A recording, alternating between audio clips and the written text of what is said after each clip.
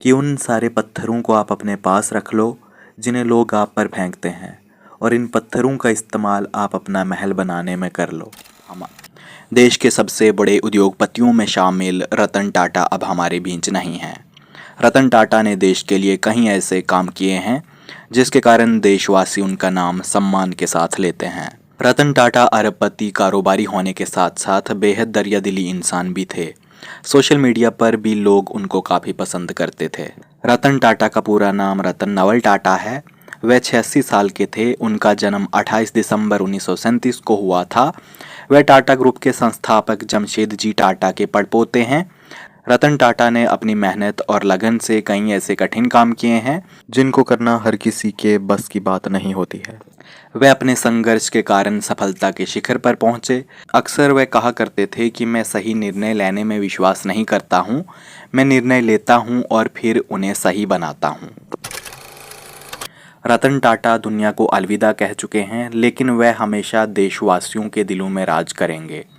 वह बड़े कारोबारी थे। कारोबार के साथ साथ उन्होंने देश के प्रति अपनी जिम्मेदारी को भी बखूबी निभाया है।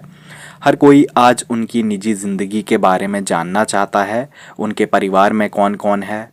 दरअसल रतन टाटा ने कभी शादी नहीं की। जीवन भर वह देश की तरक्की और दूसरों के बारे में सोचते रहे। वह भारत के लोगों के लिए ही नहीं बल्कि दुनिया भर के लोगों के लिए एक मिसाल से कम नहीं थे। उन्होंने टाटा ग्रुप को अपनी सूझबूझ से बुलंदियों पर पहुंचाया और आज भी टाटा ग्रुप भारत की सबसे ज़्यादा कंपनियों वाला ग्रुप है। टाटा ग्रुप इतना बड़ा है कि ये नमक से लेकर जहाज़ तक बनाता है। रतन टाटा ने अपने जीवन में कई कामयाबियां हासिल की थी। उन्हें पद्म भूषण और पद्म विभूषण से भी सम्मानित किया गया था। क्या आप उनकी प्रेम कहानी के बारे में जानते हैं? उन्होंने खुद ही ये कहानी शेयर की थी। रतन टाटा की शादी नहीं हुई थी, लेकिन उनकी भी एक प्रेम कहानी रही थी। लेकिन ये प्यार अधूरा रह गया था। रतन टाटा को एक कंपनी में काम करने के दौरान लॉस एंजल्स में प्यार हुआ था, लेकिन अब वो उस लड़की से शादी करने ही वाले थे। लेकिन तभी अचानक उन्हें वापस भारत लौटना पड़ा था, क्योंकि उनकी दादी की तबीयत ठीक नहीं थी। रतन टाटा को ये लगा था कि जिस महिला से वह प्यार करते हैं वो भी उनके साथ साथ भारत आ जाएगी। रतन टाटा के मुताबिक 1962 की भारत चीन लड़ाई के चलते उनके माता पिता उस लड़की के भारत आने के पक्ष में नहीं थे और इस तरह उनका रिश्ता टूट गया।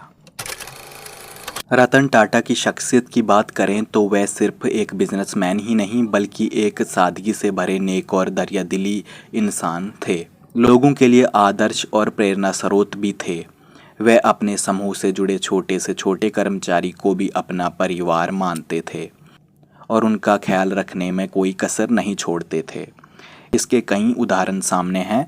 इसके अलावा उन्हें जानवरों से, ख़ास तौर पर स्ट्रीट डॉग्स से खासा काफ़ी लगाव था।